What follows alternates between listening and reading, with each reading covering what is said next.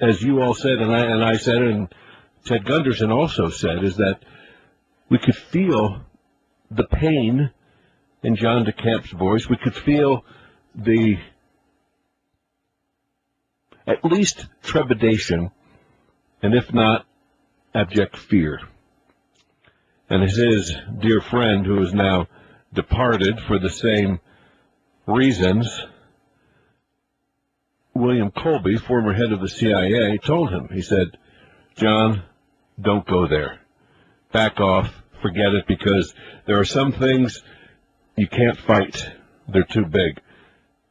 Well, I respect anybody's opinion, anybody's choice in that. But I have to make my choice, too. And I don't even know at this point how we can fight this evil, because it goes beyond what we would consider evil. Anyway, hopefully tonight, Ted and myself, and at least Noreen Gosh, and hopefully Rusty Nelson will have on, and we can figure something out. And so we'll talk about that tonight. I'm so glad that Rusty Nelson has agreed to come on with us. And what I would like to do, and I know Noreen Gosh is listening, I would like to keep Rusty on for about an hour with Ted and myself, and then in the last hour of our show tonight, bring Noreen back on, and then kind of wrap up the whole week. But Rusty Nelson has some incredible information, and I'm going to ask each of you to listen, because Rusty has a story that's sad because of what's happening to him now. And if you can find it in your heart, and I know because many of you know the financial position we're in, and you help us out. Rusty Nelson is, at this point, because of what he elected to do, to step forward, to help stop this horrendous thing going on, Rusty's destitute. The government took away his means of support, which was, Rusty, as I said, was a photographer, and he was just starting out after breaking away, and we'll hear that story, from the evilness of what has been going on. And the government came in and not only took and then destroyed everything he had, cameras, computers, his files, everything, but they threw him in jail. And we'll find out why. But if you could, in some way, maybe you could help this man out. And maybe, just maybe, we will all figure out a way that, with all of us working and exposing it and shining light on it, remember, you shine light on these roaches and they will run away. Maybe, just maybe, we can stop it. It's not easy. And it's not easy for any of these people. But it's something that we all have to do. So if Noreen is listening, Noreen, I would like to be able to call you at 9 o'clock our time, Mountain Time, and then you, Ted, and myself would be on for the last hour. And it will give us time to have Rusty Nelson for an hour with us and hear his story and some of the things that he knows. So everybody stay where you are. I'm going to get my co-host, Mr. Ted Gunderson.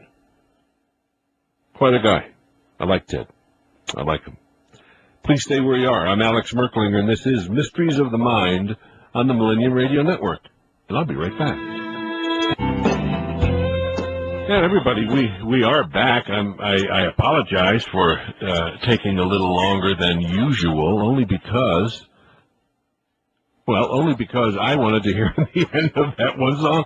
So I was talking with my co-host, and really a special guy, and that's Ted Gunderson. Ted, welcome back, and it's almost a shame that it's Friday and our series is about over. Well, thanks, Alex. Thanks for having me on for all 4 nights. It's been a great experience. I really enjoyed it, and we've really pumped a lot of good information out there. And from what you told me a few moments ago, we've got a very, very special guest coming on. Yeah. At the top of the hour, and it will really be great to hear from him. He is one individual who was right in the middle of all this. Right. Yeah. And I hope Noreen, and I know she is listening, and I just wanted to, because I won't have time to call her ahead of time, but we will have Noreen Gosh on the last hour, Ted. Okay, good. And then just hear from Noreen and anything that has happened and some of her ideas as to what we can all do. Sounds like a great idea. Yeah. I've had, let me just tell you my experience with Rusty. Okay. Okay, you want to announce who's coming on? Well, I did already, so it's... Oh, did you? Okay. Yep. It's Rusty. Okay, Rusty Nelson. Rusty Nelson was the photographer, and he'll go into much more detail than this. Yep. For the group from 1987 to 88 for about a year. And Larry King, this is Rusty's story now, sold him for sex to some fellow in Washington, D.C. in a motel room. And Rusty wasn't in that. He's strictly a photographer. And so the man came to his room, and Rusty said, let me go in the bathroom and wash up, and he went out the window. Wow. And went to Nebraska and lived on one of his dad's farms. His dad's a very wealthy farmer, has a number of farms. He lived there for about a year, or maybe a little more. And then during that period, the FBI was looking for him. They didn't know where to find him. And his mother, not knowing the circumstances, they came to the mother and asked her where her son was, and she told him. And so the FBI went over to the old farm. It was the grandparents' old farm, and talked to him. And then Rusty took off. And he made his way cross-country in, I think, a hearse. He did have a hearse at one time. I think it was in a hearse. And he was able to handle it financially by going from town to town and offering to wash windows. He's a great window washer, by the way. He's washed my car window many times. Okay.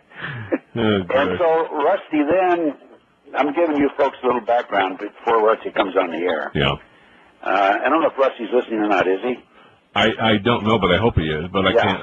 I don't know if he is even capable with, because he had so many of his things stolen by the government.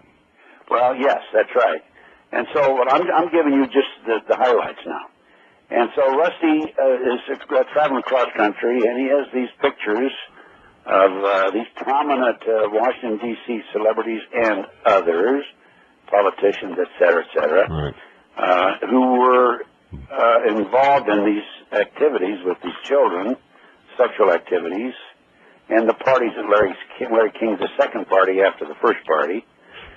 And he also is a professional photographer, and so if he would see a beautiful young lady or a person, he would offer them the opportunity to be a model, take their pictures, and so on and so forth. He gets to Portland, Oregon. Now, in the meantime, he stashed some of these pictures around the country. And he gets to Portland, Oregon, and the police stop him because they say he had the taillight out. They probably knocked the taillight out themselves.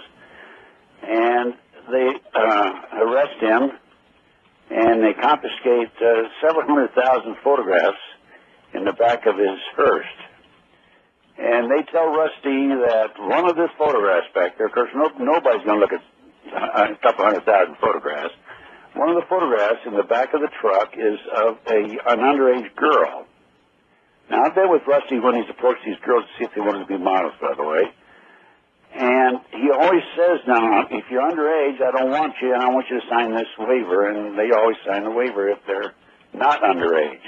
Anyway, the Portland police claimed he took a picture of one of these young girls who was underage. They arrested him. They tried him without him facing his accuser. He didn't know who this supposed witness was. He frankly does not believe there was a witness. And he is sent to jail. And while he's in jail, this is Rusty's story to me, because I spent 2.5 months with him here a couple of years ago, traveling all over the West Coast looking for the pictures, by the way. And we'll get into that, I'm sure. And while he is in jail, he told me that men in suits would come in and interview him on a regular basis. Now, you have to understand there's a good possibility Rusty's another one of these mind control victims. And so then I heard that he was out, and he was hiding on a farm in Portland. He was still on probation, but when he got off probation, I called him and I said, Rusty, let's go find some of those pictures. Jumped in a car in Las Vegas, drove to Oregon, about 900 miles, and took Rusty off the farm, and we started looking for the pictures. The first place we stopped was in Oregon, and the pictures weren't there. They were in an abandoned shed. The next place we stopped was we drove on into Colorado, and he had hidden these pictures in a mine, abandoned mine. Jeez. And we arrived at the mine. It was way up in the Rockies, like 13,000 feet. And the mine had a big steel door on it. We couldn't get in there. And then another place was under a waterfall. And so I went out and bought a harness and rope and everything. And we were there it was getting dark. And when Rusty hit these pictures in the first instance, he told me he was like 160 pounds. Now he weighs about 225. So I'm photographing this from afar. And Rusty goes down on the harness and the rope is tied to the back of my pickup truck. Yeah. And he slips, and he can't get back up. And it was dark, and I said, Rusty, look, I don't want to be responsible for you having a serious accident. Come up, and we'll go back there one of these days, someday in the future, okay? That was the other one, the third place. And the fourth place we went, he said it was way up, about 2 miles up in the mountains. We parked along the side of the road. This is outside of Durango, Colorado. Sure, yeah. And this is kind of interesting because there was a pickup truck there ahead of us, pulled off to the side of the road. It had Washington plates on it, but I noticed in the back window it had for sale in the Colorado telephone number, 303 telephone number. I didn't think much of it because they were there ahead of us, by the way. Yeah. So Rusty and another young fellow went up into the mountains. I started up and I couldn't make it. The atmosphere and the lack of oxygen and all that. You betcha. I came back and sat in the car with the reporter, Pat Shannon. There were 4 of us, by the way. He'd driven up from Mississippi to join us to look for these pictures. And then while they were up in the mountains, and Pat and I waited down below for probably several hours, and the first young man came down, and he said that the individual up there, apparently in the pickup truck, who came down ahead of him, he saw him talking to Rusty, and when he came down and took off, Rusty and the other young fellow were still up there. And then Rusty came down after the other young fellow who went up with him, and he came down and he was saying, lions and tigers and bears. What? Lions and tigers and bears. And he didn't know who I was, didn't know who anybody was. He was, somebody triggered him. That fellow, whoever he was, triggered him. Wow. And he knew, this individual obviously knew the location and knew where Rusty was going and knew what he was heading for. And they beat him there. They beat him to that location. Now, we didn't find any there, okay? Rusty came down, he said they'd been washed away. It looked like they'd been washed away. So then we went to drove down to Taos, New Mexico, and he had hidden the pictures in an old abandoned car. And I think that might have been the hearse that he hid the pictures in. And we couldn't find that hearse. We hit some junkyards, and we hit a house where he'd stayed, and they didn't know anything about it. And so, but also before we went to Taos, John DeCamp drove over there with Rusty, and the sheriff met him at that location. I don't know if this is the same location we were looking for them. We can ask Rusty that. And the sheriff met him and told him to get off the property. Wow. So the sheriff knew they were there ahead of time. There were every indications that they knew where we were as we went along. You know, they have this GSP where they can track you. And my car is a homing device, and I'm sure it's being tracked every place I go. Because on a regular basis, in fact, I stopped and had lunch today. And while I was having lunch, somebody flipped my direction signal, and so they know where my car is at all times. And I really don't pay much attention to it. Right. It's so common. But anyway, going back to Taos, New Mexico, we didn't find him there. So then I drove Rusty back to Nebraska from there, and we went to the old farm. And you would be shocked to see the old farm where Rusty was interviewed by the FBI. What? It was totally destroyed. There were bullet holes. What? Yes, bullet holes through the wall, through the ceiling. The heater was turned over. The place was torn apart. There were bullet holes through the refrigerator with high-powered weapon because it went through the front door and through the back of the refrigerator. It went out the house. These were not 38 slugs. Yeah. And I said to Rusty, Rusty, who knew you were here? He said, the only people who knew I was here was the FBI. My gosh. So now, recently, no, that's not the end of the story. So we took pictures of the old house and everything, and then Rusty, and then I had to go out. I'd been there for 2.5 months, by the way. Yeah. And by the way, in Colorado, at 14,000 feet in November, it's cold. And I slept in the cab of the truck, and Rusty slept. We had some sleeping bags and everything. He slept. We threw a tent kind of over the back of the truck. He slept in the back of the truck. But then I had to come back. I was gone for 2.5 months. I'd spent all my money. I think I spent about $10,000 on that trip. Oh my gosh! And we didn't find any pictures. I said to Rusty, Rusty, why didn't we find the pictures? And he said, well, the only thing I can think of, he said, is that when these men came in and interviewed me in jail in Portland, one of my personalities may have told them where these pictures were located. Wow. And so that's basically, and then here recently now, he, in Nebraska, at about the same time that Jeff Gannon's story came forward and that situation was exposed, Rusty, well, first of all, Hunter Thompson was suicided, and Rusty was arrested for failure to register as a sex offender. Oh, jeez. And Rusty, so then here about a month ago, about 6 weeks ago, I jumped on a plane and flew back to Nebraska, got him out of jail. His parents are so disgusted with him.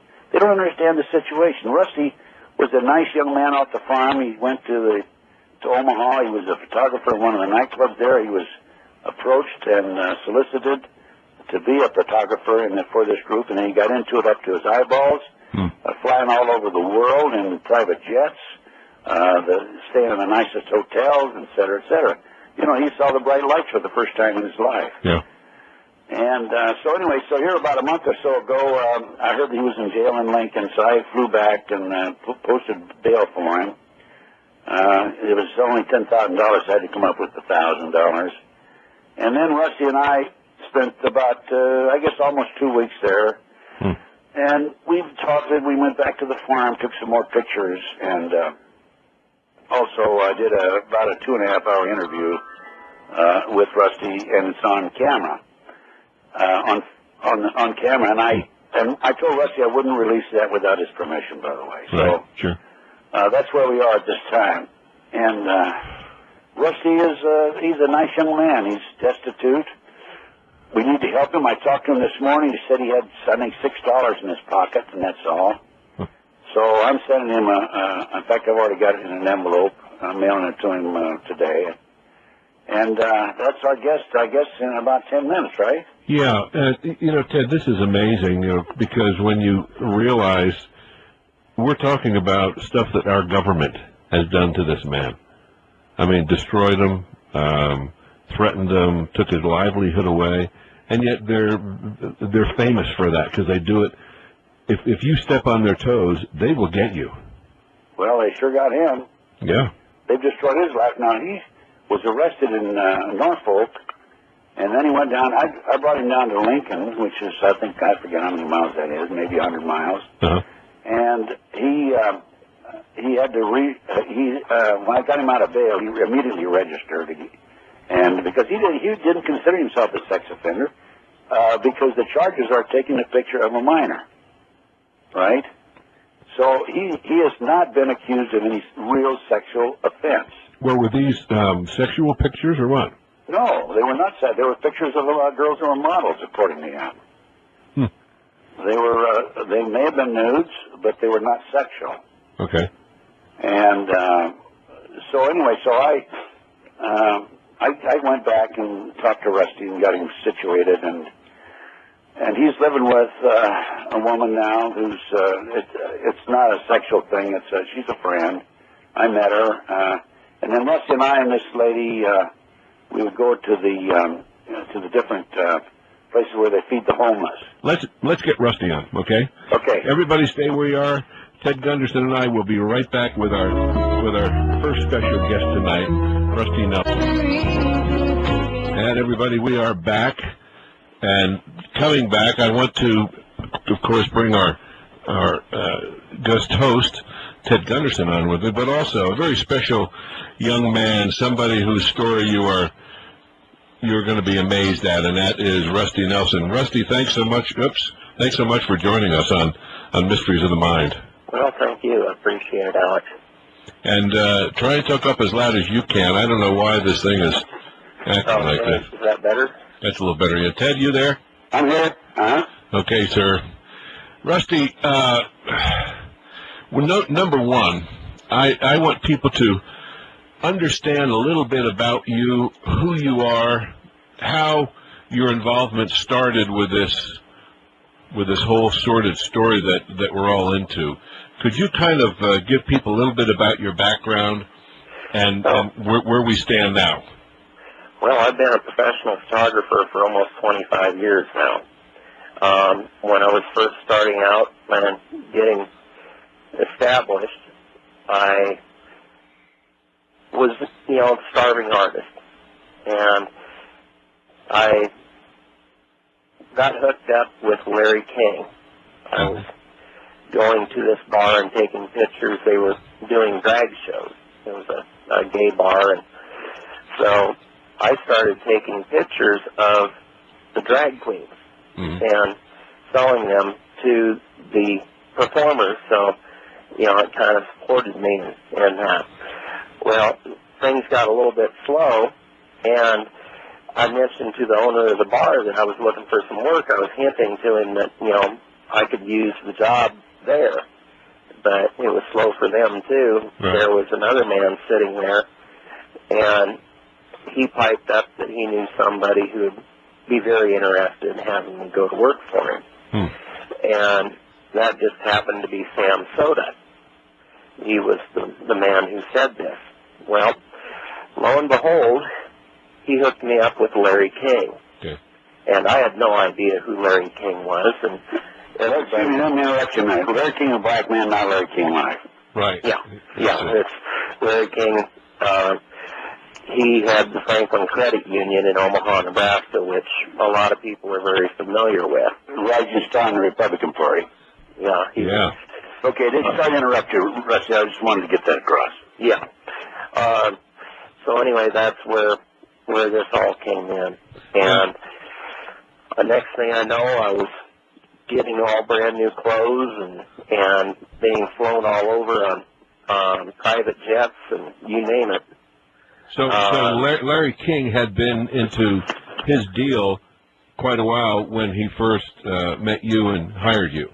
Oh, yeah. Okay. Yeah. And this was what year, Rusty? I believe it would have been probably 87. I thought you said 87, 88, right? Yeah, 87, 88. Right. And,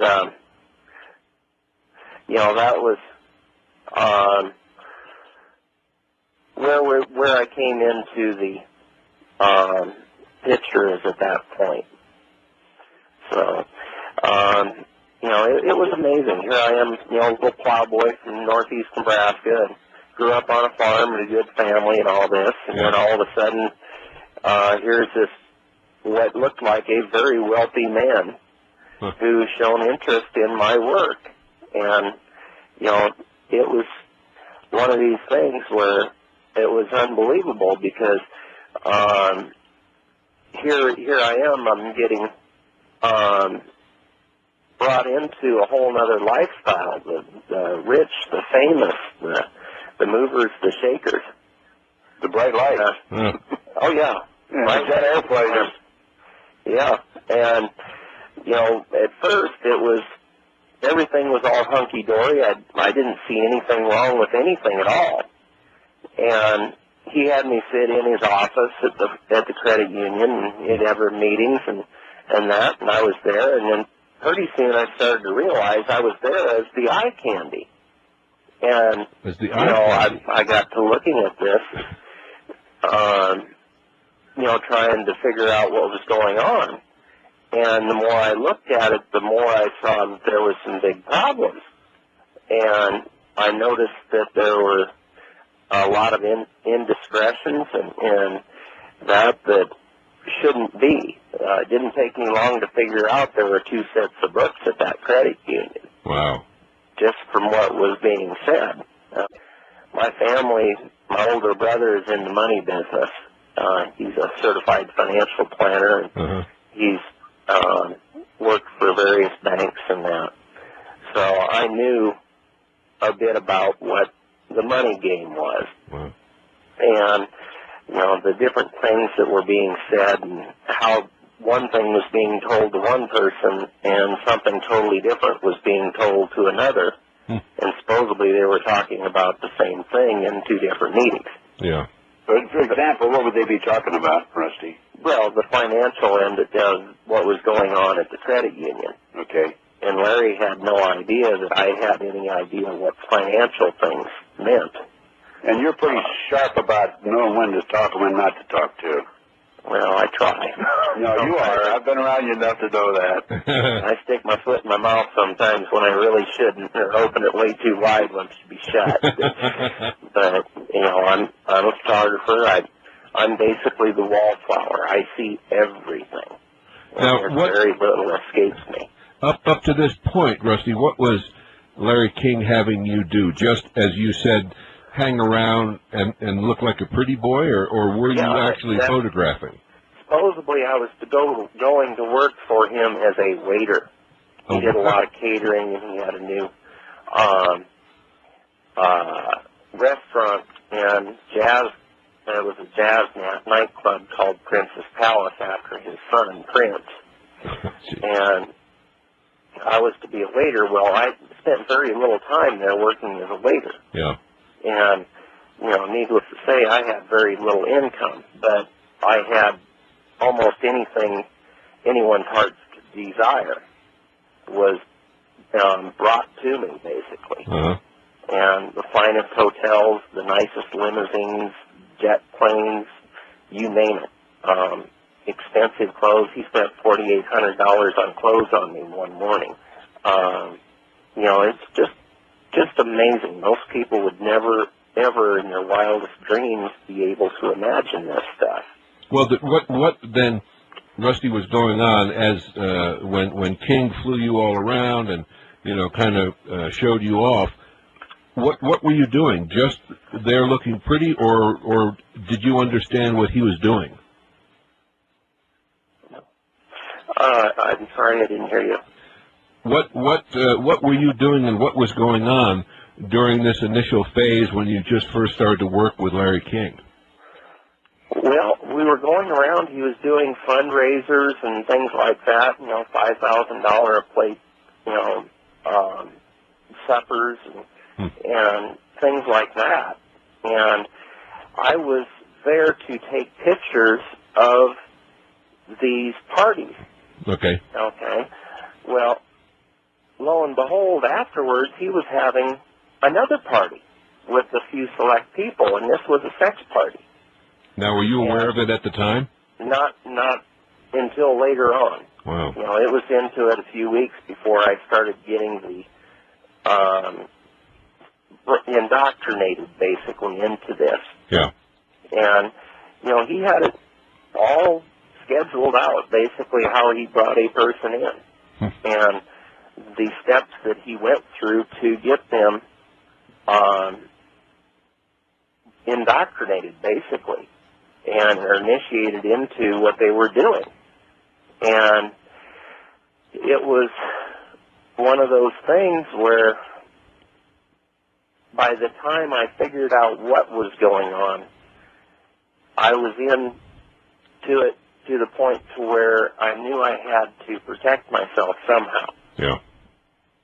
And that's where I went in, and I would take pictures from the hip. That's where I'd keep my camera down by my hip. Oh, okay. And I'd disconnect the flash cord. Mm-hmm. And I'd usually drop in, I'd keep a spare roll of high-speed film, and I'd drop that in and go ahead and start shooting that way and get pictures of some of the people and who they were with. Yeah. And a little bit of what they were doing, so it wouldn't be so bizarre, because that's where the way Larry always said it, was that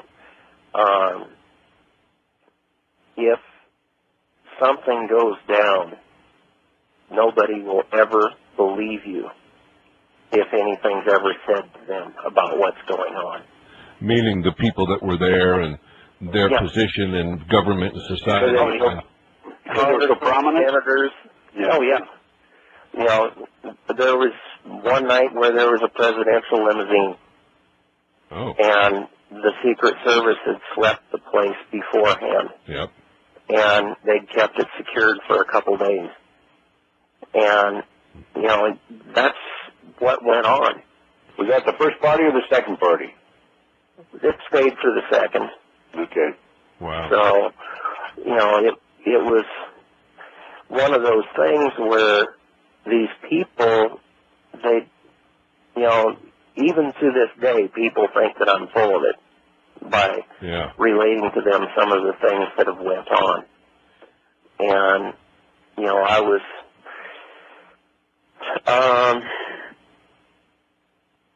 to the point to where I realized what was going on. I knew that if I was just to go to somebody and say that, you know, this is what's happening, Sure. they would basically squash me, because I'd watched Robert Wadman, he's the chief of police in Omaha at that time, Right. take a stack of $100 bills, probably 1.5 to 2 inches thick, or possibly even thicker, which I figured would be about $50,000. And this, from what I understood, was a weekly payment that he received from Larry King. A week. For what? For basically keeping things hushed up in Omaha. He would have no problems with any of his things that were going on. Yeah. And Wadman would go to the second parties a lot. And, you know, he would get in on a lot of things that a police chief shouldn't be partaking in. Or There were second parties in Omaha and in Washington, D.C.? Oh, yeah, and New York, and there's various places around. Larry King, he had, to give you an idea of how much pull this man had, he sang the national anthem to open the National Republican Convention in 1984 and again in 1988. I got it. And he had, I believe it was 84, wasn't it, when he rented the ranch that South Fork or Dallas, Yeah, that's the right. TV show, Yeah, that's right. and flew people over there Yeah. to have a great big party out there. And if I remember right, John DeCamp actually got to go to that party, and he said it was just the most lavish thing he'd ever said or seen. And, Rusty, on these the second parties at night, was it strictly homosexual with young boys, or was it young boys and young girls? it was predominantly men with boys. Is that right? But it didn't stop at that. He had both, whatever anybody's tastes were, he would cater to them. And, it was an eye-opening experience. How many boys would be at these second parties? It depended on where the party was. It might just be a handful. There might be a dozen. It depended on what was going on. Yeah. And, it was basically Larry King was a pimp. And the credit union was just a front. And How about the girls? How many girls would be there? Usually just 2 or 3. There wasn't usually very many girls. So in other words, if they preferred girls, they were still available. But oh, yeah. boys or girls were available. Yep. So. And they were all pretty young? Oh, yeah. I was probably one of the oldest ones around, and I was in my mid-20s. Wow. How old were these boys and girls? They could be anywhere from probably 8, 10, 12 years old, all the way to usually their early 20s. And where'd they come from? Some of them came from Omaha, some of them came from New York, or he had them out in Washington, D.C. He could pull people out of the woodwork from anywhere, it seemed like. Now, how about Los Angeles, Las Vegas, San Francisco? Oh, yeah, he had people all over. Now, did you have parties at all those cities? What's that? Did you have parties at all those cities? I didn't go to the parties personally at all those cities, but I know that they did have parties at different places. Now, Rusty, with your knowledge of what has happened and what was going on in retrospect, do you think these kids all were kids that had been abducted and then went through this mind control program and mind training program? Not all of them. A lot of them, they were street kids. Yeah. And he had a way of finding people who would not be missed. And they would basically, he'd find somebody out on the street, and he'd bring them in and feed them, clothe them, give them a real nice, glamorous life. Yeah. And next thing you know, it's payback time. And that's what he would do. So he was a con artist. Oh, yeah. Big time. To go on with it, huh? Yeah, he didn't live in the ghetto for nothing. Yeah. Did you take pictures of these sex acts? I shot pictures from the hip. I didn't actually sit there and focus and take pictures of the things. That's what they wanted me to do, but I did not want to get into that. So you were taking pictures from the hip to protect yourself? Oh, yeah. Yeah, that's what I was doing. And in federal court, they did have a guy that was taking the pictures, and I'd seen him on about 3 different occasions. And one day, we were out in Washington, D.C., Larry King had Nancy Reagan's hairdresser come and cut color and perm my hair. And anyway, he got all these new clothes, and he would say, you wear this, this, this, or that. And you be at this place at a certain time with your camera. And I'd be there and dressed like that, and then he'd have me go somewhere else, and it was change clothes on the way and wear this. And what they were doing is putting me out in front of all the people and basically showing me off as the photographer. And they were showing me off, and in the process, what they were doing was having this other photographer shooting the sex parties and the little kids and snuff films and stuff like that. Snuff films? Yeah. Yeah, that's where they actually go out and kill somebody on film. Yeah. Right. That's one of the things that Larry really wanted me to get into. And I wanted no part of that whatsoever. How did you resist that, Rusty? Oh, I have ways of sidestepping a lot of things if I can help it. Yeah. And that's basically it, is you know, I got offered a tremendous amount of money to do these, and you know, it was I turned them down because I didn't want to get into legal problems, and the amount of money wouldn't be worth it for what the results would be, and the fact of just having to live with the fact that you've done this. Rusty, how often was Larry King making these snuff films and even the pedophilia parties? How often were these going on? Oh, the parties were a couple times a week, a lot of times. My gosh. You know, it was a weekly event, basically. Yeah. And what about these snuff films? Did he do those indoors or outdoors? They were usually done out of the way. You know, they were places that, like an old farmhouse or something like that, yeah, where they would sacrifice somebody. Boy. Who would they sacrifice? Basically, they'd take one of the kids. So the kids that had been kidnapped or otherwise? I guess. You know, as far as I could tell, that's where they come from. And did you get a chance to talk to any of these kids? Oh, there were some of them I got to talk to. You know, you didn't get to say too much because Larry always seemed to have an ear on everything, and you never knew who was going to rat you out to him. Yeah. You know, if you said something. And he was a very vicious man if you crossed his path.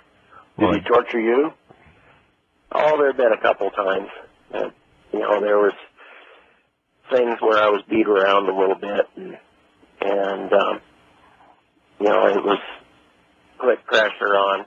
And he knew how to blackmail a person very well. Yeah. My gosh. How did he blackmail you? Well, basically, he said, you know, you've been around this, we'll take and tell your folks that you're gay, this and that. The next thing, you know, we know where you live, and your family, they're not safe. That's where we're at. You know, basically, he would make you to where you were very uncomfortable if you didn't do what he wanted you to do. The film that you shot from your hip, Rusty, that was film that you kept for yourself and they didn't know about it? Yep. But what about the other film, huh? That's the film that Gary Caradori got killed over. The film from the hip? Yep. Wow. Yeah. Now, did you keep any... They didn't know you were doing this, of course. No. Larry, he'd have the film for me, and if he gave me 5 rolls of film, he expected 5 rolls of film back at the end of the day. Yeah. And, you know, if it was anything that might be damaging to somebody or that, he made sure that he had the film. Right. And I was basically sneaking in an extra roll of film. And so instead of 5 rolls of film, you had 6 and 7 rolls of film. Yeah. Yeah. Well, you know how I carry film around. Yeah, I've seen you operate. Yeah. But Rusty, how about this? The other fellow, the other photographer, who did take the incriminating pictures and also the snuff films. Okay. Getting back to where I was saying about federal court, this came up in federal court. What was it? February 5th of '99, in Judge Warren Erbaum's courtroom, in the Paul Benassi versus Larry King trial. Right. He took and came up with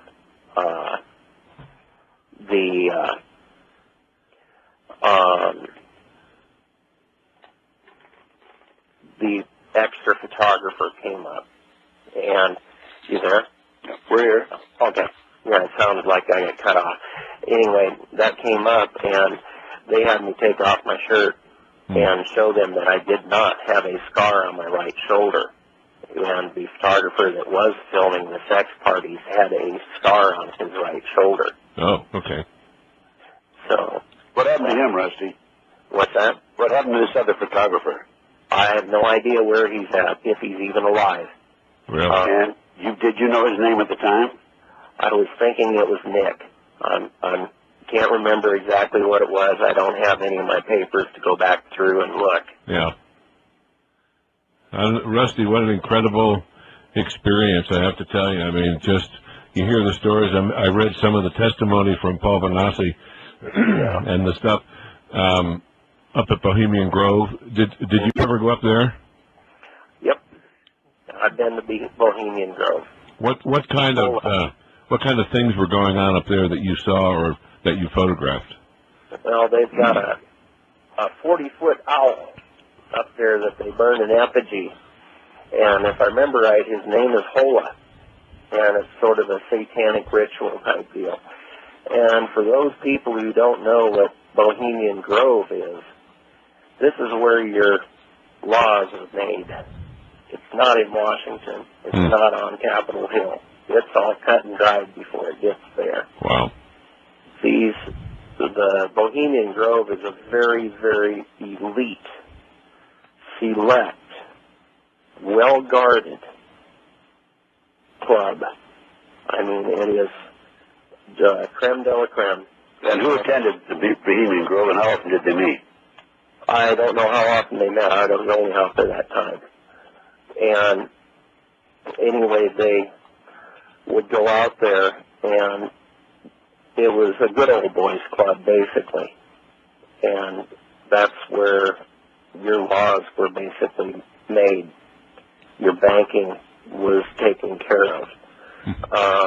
You know, things like that would deal with your everyday life would really come to be. And it was just absolutely amazing for a plowboy to see this. And who would attend the Bohemian Grove? It was all your movers and shakers that worked behind the scenes, basically. The ones that didn't like being in the limelight, but they made the things happen. The people that were in the limelight, for the most part, were just their puppets.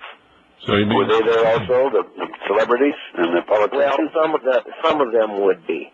But, you know, your politicians and that, some of those would be there. But the people that really would make things happen, you know, like the world banking and things like that, those are the people who took part in these. And that's where a lot of the stuff films were also made, wasn't it? I believe so. I don't know for a fact, but I believe so. From what I understand, from what I've seen, you know, that's like I tell everybody when I do an interview. This is what I've seen. It's what I believe, and you know, I believe it to be true. Yeah. And I have no reason to be making any of this stuff up. You know, my gosh, no. I butt out on the line big time, even just talking to you about this. Sure. Well, I can imagine. What about kidnapped kids? Were you aware of some of these kids being kidnapped? Yes, I'd come to realize that was happening too. And, you know, these people were really, they were ruthless. You know, they would go out and they had catalogs where they would have pictures of kids, and somebody would pick out a kid that they wanted, and they went and they would go kidnap them to order, basically. And, you know, this is basically what happened to Johnny Gosh. Yeah. Did you ever meet Johnny Gosh or know him? Oh, yes. Oh, you did? Can you tell us about that? I can't say too much about it because of things that are going on right now. But, you know, he was brought into something that would, you know, it isn't his background. You know Noreen, and she's a good lady. I mean, she's a wonderful person. And, you know, he basically was brought in, made into a sex toy. Mm-hmm. And, you know, that's what all came up. The kid's extremely bright. How old was he, Rusty, when you met him? And also the last time you met him, too? Oh, I don't have any idea how old he would have been. Well, how many years ago was that? It would have been back in 87, 88. Oh, okay. Well, he was 12 years old in 82, so... Yeah. He'd have been 17, 18 years old. Yeah. Yeah, that sounds about right. When you talked to Johnny, did he talk to you at all about his background or the circumstance of his kidnapping? We couldn't get into that much because it was always, you didn't know who you were talking to. And you didn't dare say too much. And you didn't dare ask too many questions either. That's right. It's like Larry would always tell me, I used to be very good at remembering people's names and their faces. And he basically would drill it into us that you don't remember who, you don't remember what, and you don't remember what their name is. Yeah. When was the last time you saw Larry King, Rusty? It would have been in Washington, D.C. right before I escaped out the window. Yeah, tell us about that. It would have been in 88. I don't travel well. I'm one of these people that needs a couple days to regain my composure, basically, after I've done some traveling. And we'd just flown in, and I went upstairs to sleep and, to relax a little bit. And next thing I know, here's a knock on the door, and this Jewish guy comes in. And, he goes, "Are you Rusty?" And I said, "Yeah." And, "Oh, how can I help you?" He goes, "Well, you're mine for the night." And I go, "What?" He says, "Yeah, I bought you from Larry." And I went ahead and went in. I had my clothes in the bathroom, and I luckily had my billfold and clothes in there. And I left all my equipment there, and I escaped out the window. And I went home, got everything out of my apartment, and I went and hid in an abandoned farm place. Wow. For almost going on a year, and no running water or anything like that. Huh. And do you think Larry King was looking for you? Oh, I know he was. I know he was. Well, Russ, you said you went up the second floor at the hotel, but you went out the window. Did you drop down to the ground from there, or what? Yeah, I jumped out the window. It was at the house on Embassy Road. Oh, it was at the house? Yeah. But that wasn't a hotel room, I thought. No. So you didn't have to go follow a whole flight of stairs or anything? No. Okay. No. And so anyway, I got out there, and it was pretty touchy. And then after the Franklin deal blew up, yeah, it got the news and all that there for a while. It made international news, and then here came, what was around New Year's, I believe. I started getting lonely out there by myself on that farm. So I thought, well, I'm going to go to the Max. That was that bar that I'd been taking the pictures out of the drag queens for New Year's Eve. And I did.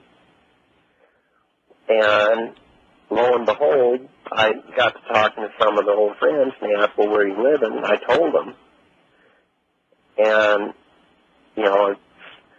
oh, yeah, we'll write you this or that. And the next thing, I was getting my mail from a few miles away. And so next thing you know, here comes the FBI, pounding on Mom's door, and they went ahead and they just ransacked her house without a warrant. And that they were looking for me and for pictures and whatever else. Well, they came back again, done it to her again, and she told them where I was at. So they came over and they ransacked my house. And interviewed you. Yep.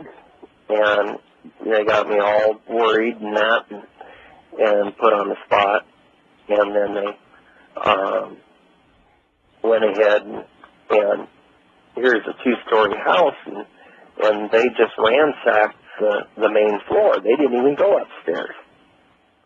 And lo and behold, if they would have went upstairs, they would have got much of what they were looking for pictures of that, the who's who and that. But the other thing is they didn't go through any of the outbuildings, the barns, the haystacks, or anything else that are on a farm that you'd normally hide stuff in. Why do you think they didn't? To scare me. To harass you. Harass me, keep my mouth shut. Wow. And it ended up a lot of problems in the family because of that. And right now, Dad and I are not even on speaking terms. Rusty, then you left there, didn't you? What's that? You left the farm then. Yeah, I got kicked off the farm because of that. Oh. So I ended up going on the road. And, well, actually for a while, I lived in Lincoln, about a mile away from the state capitol where all the different things were being investigated by the unicameral, which is we have one body of legislative government here in Nebraska. Yeah. And it's like your Senate and House combined. And they were doing all these investigations into it, and they were looking for me high and low, and they couldn't find me, and here I was a mile away from the state capitol. The police even came to my door one night. I was having an art show. And so anyway, they know who you were? What? Yeah, they knew who I was. They took my driver's license even. Wow. And I thought, oh my God, it's all over with. And they harassed me for about 15 minutes and then let me go back in to my home where I had the art show in my studio. And it was just a matter of moments before the whole place cleared out because nobody wanted to be around me because the cops. Yeah. Boy, boy. So that pretty much ruined my chances of making any money off of the art show. I didn't sell a thing that night. So then where did you go after that then? Well, I went on the road. I went ahead and I knew things weren't quite right, and I just went on the road, and I never stayed in any one place for much more than 3 weeks. Wow. I would lived in my van, washed windows, and did odd jobs or work temp jobs somewhere for daily work, daily pay, basically for nothing. Did you get paid by cash, or you have to give your Social Security number? Oh, you had to give your Social Security number. Okay. How long it took me to catch up with you? About 3 weeks, huh? Yeah. And, when I could get a sense of when I was being followed. And if I felt that I was being followed, I'd be 500 miles away by morning. Wow. Yep. Now, Rusty, this went on for how long, and or is it still going on? Because I know you also just recently had a lot of legal problems, right? Oh, yeah. They threw me in jail right after Valentine's Day, 2 days after Hunter Thompson. Now, just talking about Hunter Thompson, had you ever seen him, like up at Bohemian Grove or anything, filming any of the snuff films? Well, he tried to get me to do a snuff film for him. Hunter Thompson did. Brokered the deal. Yeah. And that's one of those things, if he was presented to me as Hunter and I didn't know who he was until I seen his picture after he committed suicide, supposedly, but I think he was murdered. Oh, sure, yeah. So that's just recently you knew that? Oh, yeah. But you met him and he wanted you to do a snuff film back when you were with Larry King? Yeah. Huh. And it wasn't just one time. It was multiple times that he tried to have me do this for them. Yeah. And it was a very large sum of money. More than most people would make working a regular job in 5 or 10 years. Is that right? My gosh. Yeah. Well, the snuff films sell for like $50,000 each, don't they? It was more than that. Is that right? Jeez. What, $100,000? Yep. That's for one copy? Yeah, that was to do the original. Oh, okay. So what a sad thing. Rusty, tell everybody what has happened, what the government has done to you, because I want people to know literally the sacrifices that you and your life now has given in order to follow this and not do what you know is wrong, but because I know you're having a problem right now, and I'd like people to help you out. Oh, I appreciate that.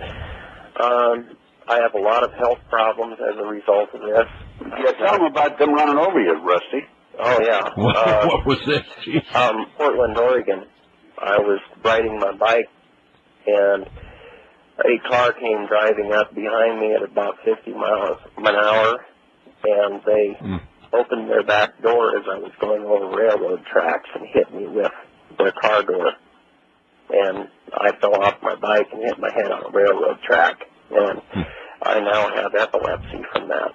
I have seizure disorder. And you can't drive?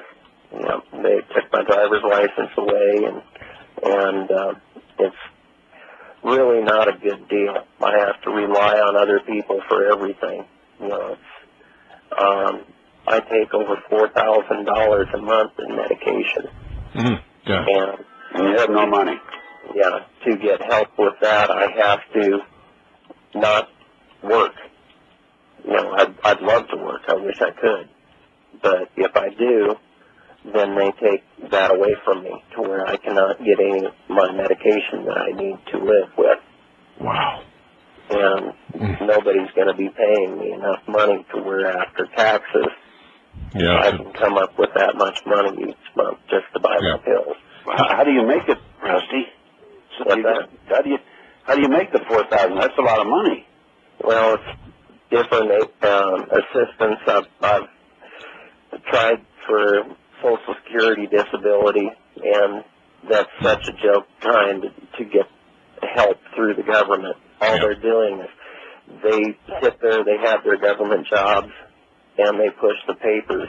And how many people do you know that have a government job where they actually help people instead of harassing people or, you know, tearing down trees so they can give you more paperwork to fill out and pass the buck on, no, we can't help you, but go fill out paperwork for the next one. And they can. You know, it's like getting disability. If I got that, it's $544 a month is what I would have to live on. How do you pay your medical bill, $4,000 a month? Well, that's, you know, like right now, the county is helping me out with that right now. Rusty, how long ago? For the month. How long ago did this happen to you? What's that? How long ago did this happen to you when this car went by and hit you? This was in '98. They put me in jail, and I'd gotten out, and that for a while in '98. Yeah. And this is when that happened to me. And they arrested you in Portland too. Yeah, they arrested me. Well, it wasn't in Portland, but it was in Oregon. I was driving back home. I decided I was tired of running. I was going to go back home. And so I loaded up everything in my van, and I was driving back to Nebraska. And they arrested me in a little town called LaGrande, Oregon. And this was on Friday, the 13th of September in 1996. Now, and what charges did they get you on? They arrested me for supposedly kiddie porn. And they said that there was a girl I'd taken pictures of, and everybody I take pictures of, I get a model release from. They have to be of age. They have to provide an ID. Right. And if at all possible, that's even notarized. Okay. And, you know, they could not produce pictures. They would not produce the person. They said it was a minor, so they did not have to go in front of me in court because it would be too traumatizing for them. So I have no idea who this person even is. Or if there is a person. Yeah, right, or if there is a person. There probably never was a person. Yeah. Well, you've been targeted ever since you went out the hotel bathroom window in Washington, D.C. They've been after you, Rusty. Well, they were even after me before that. You know, there was somebody had got wind of what was going on, and they had the police called on me. You mean wind of what was going on as far as your Larry King? And, oh, really? Yeah, and that's where I first seen Rodman get his payoff. Wow. And that was directly as a result of what went on. Yeah. Rusty, who were some of the leading politicians that you used to see at the second party? Well, I won't name too many names, but one is Bob Kerrey. Yep. Senator Bob Kerrey. From Nebraska. Yep. Used to be Governor Bob Kerrey. Yeah. And you witnessed him, what, with boys or girls or both? Both. Yeah. Gosh, the sad thing is you were just trying to get back on your feet. The government came in and basically destroyed and stole all your equipment, you said. Well, I had to leave all my equipment when I left out the window.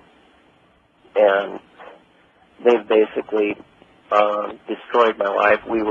We'd set up a wedding photography studio and portrait studio in Norfolk, Nebraska. And this is just recently, right? Yes, we got the building the 27th of January. Uh-huh. Oh, wow. And I went in, we had the display set up, and we were starting to take pictures, and we really had done a tremendous job of getting things up and running. We were getting paying clients coming in and everything. And it was, what was it, the 16th, 15th, 18th of February. Wow. That they came in and they basically closed us down. They took all our equipment, they took the computers, they contacted clients, and they basically just ruined us. They did a smear campaign on the studio and myself. Now, is this the FBI? In the paper. I don't know if it was local cops, the FBI, or who, or a combination of both. Yeah. They flashed the badges so fast I couldn't even look at them. When I asked to look at them, they wouldn't. They did not read me Miranda rights when I was arrested. It was just not a good deal all the way around. What were the charges, Rusty? For not registering as a sex offender. Oh, and they claimed you're a sex offender because of the pictures that you supposedly took in Oregon. Yeah, and out in Oregon, I had gotten so sick that it started messing with my medication so bad that that and my sleep, to this day, I still do not get a decent night's sleep. And they would come in and they would only have to let you sleep a half an hour out of 24. What, that's the law? That's what they told us. Ted, does that sound right? That was in Oregon at Multnomah County. This is the same jail. You may remember something about the people that ended up dying in jail. I believe there were 4 of them. They died. They were beaten to death by the guards. Wow. And the guards had a fraternity. It was called the Brotherhood of the Strong. And they came in and they would beat these people to death in their jail cells. Jeez, my gosh, no, I have not heard about that. Under the carpet. Jeez. This happened, I think it was in 2000, 2002, somewhere in there. Well, one of the things I'd like to mention is that most people do not realize what the prison system is like. We need stronger penalties for this and that and the next thing. Knowing firsthand, first off, if you put somebody in jail, if they are in there for a week, and they can hold them for 8 days for no reason whatsoever. Right.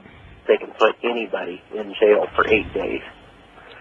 And anyway, the prison system, you get into it, the first 30 to 60 days may be beneficial to a person.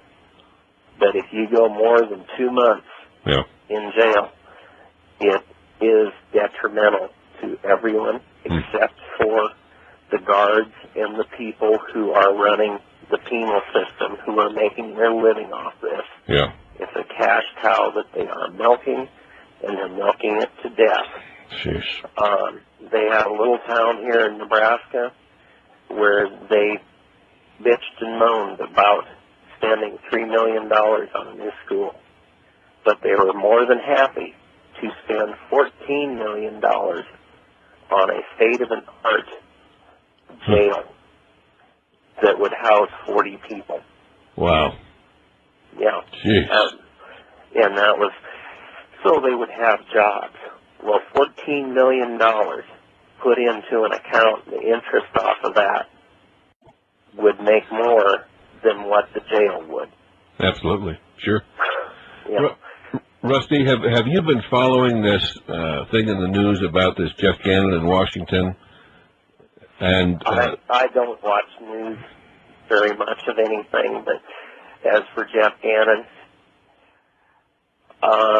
the people who think it's Johnny Gosh, I don't believe you're very far off. You think it's right? I do. Okay. And if you don't believe me, look at his eyes. Yep. Look very closely at the eyes,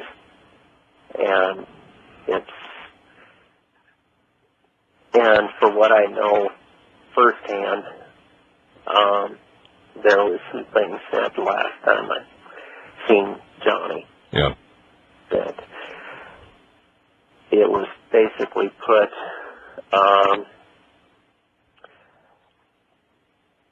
This was out at the farmer's market in Portland. Mm-hmm. And he said, wouldn't it be funny if? And he basically laid out the exact same scenario as what happened. And what's going on now? Yeah. Yeah. Yeah. And, like he said, he had the ways and means to get in to do it. Boy. And, how many people could get in to the White House on press credentials like he had? Yeah, but he had 200 times he got in there and he didn't even sign in. Yeah. Right. Well, it's just like Larry King going into Offutt Air Force Base to SAC, I mean. That's Strategic Air Command. Right. And, most people, they stop them at the guard shack and they check them out and this and that and the next thing. And Larry would drive straight through with whoever he had in the car. It didn't matter. And they never stopped him? Never when I was with him. Unbelievable.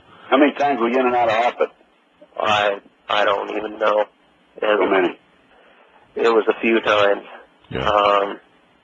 This is basically what they would induct people into the MK Ultra project. That's where the training was. Yeah. That was the training? The mind control. Yep. Yeah. And who would they take in? Are these kids they kidnapped off the street? Basically, that's who they would take in. Wow. And, they would run them through the paces. Yeah. And split their personalities to where they'd hear a certain tone or a certain phrase or whatever, a certain person's voice, and they'd totally change personality. Did you see much of that go on at Offutt, Rusty? I've seen some of it. I've seen more of the fallout from it. Yeah. Paul Benashi, what is it? He got 13 different personalities, isn't it, Ted? Yeah, at least. Probably more. Wow. Yeah. And, that's the things that I'd seen. Yeah. Like these kids, I didn't get a chance to really talk or get to know a lot of them. Much more than acquaintances. And you didn't dare have anything more than acquaintances when you were around Larry. Jeez, unbelievable. He watched you like a hawk, didn't he? Oh, yeah. Tell us about the conversation on the airplane. Oh. Larry King had a daycare center that was his little pet project in Omaha. Jeez.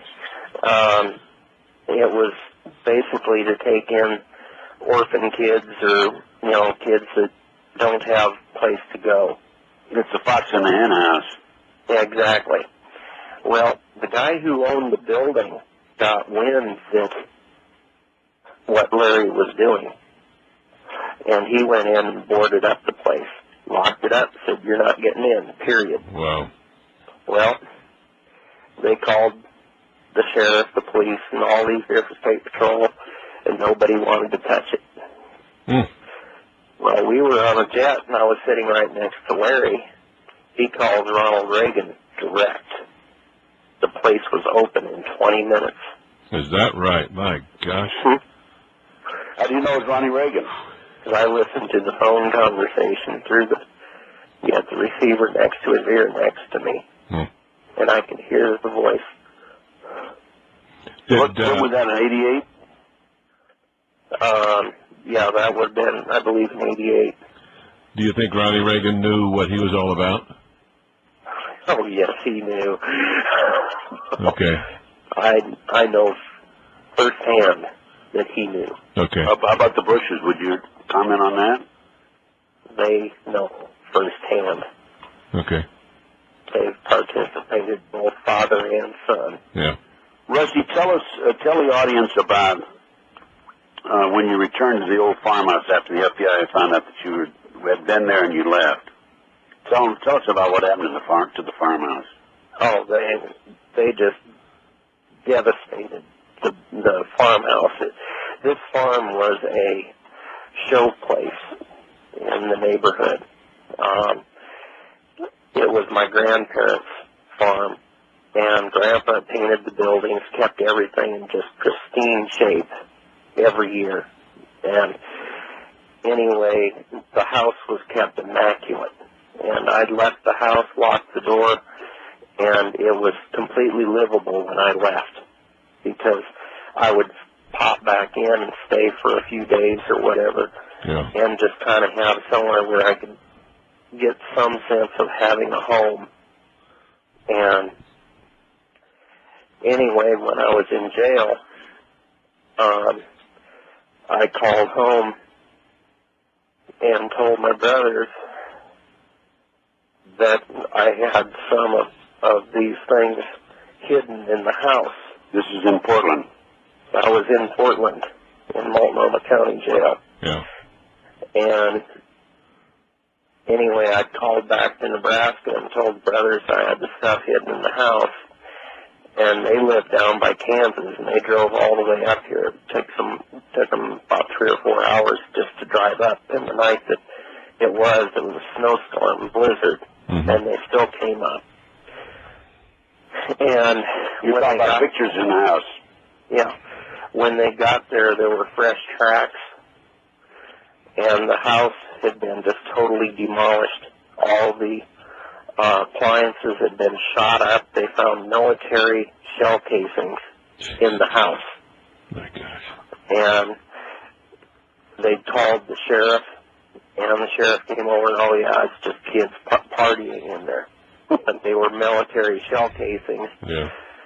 And brother kept a couple of them and had them traced down, find out that's where they came from. And they'd taken sledgehammer and beat the walls in. They busted up my desk. I had a set of pictures in my desk taped to the top of the drawer. Didn't you tell your brothers that when you called them to go under the top of the drawer of the desk? Okay. And they found them all. So anyway, they'd been in and they had ransacked the whole place, and they'd gotten what was hidden there. So they knew where to go under the top of the desk. And they were listening to your phone call in prison. Oh yeah, in jail. All phone conversations are recorded. All your letters are photocopied. Wow. And kept in a file, and they go through them. And my brother's phones were tapped. He had found bugs on his phones in his office. Well, it's a neat government we have, I'll tell you that. There's another area here I'd like to ask Rusty about, and that was Gary Caradori. Tell us about Gary Caradori. Gary Caradori was the state's investigator, I believe, That was what his title was, wasn't it? Yes. Yeah, he's a former Nebraska Highway Patrolman who was the state investigator for the committee that was investigating the Franklin cover-up. Right. Yeah. State committee. And so anyway, he finally tracked me down. My mom had got word to me that I really needed to talk to him and that he'd get it set up to where, all things would be taken care of.